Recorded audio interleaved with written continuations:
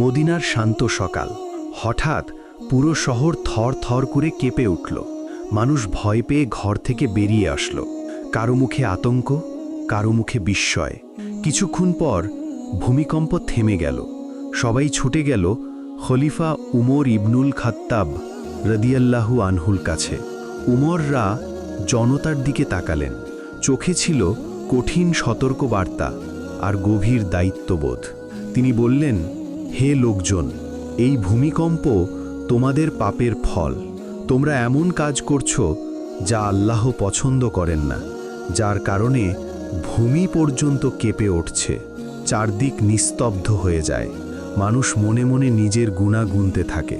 উমররা আবার বললেন, আল্লাহর কসম, যদি আবার এমন ভূমিকম্প হয় তাহলে আমি তোমাদের বাসস্থান ছেড়ে চলে যাব।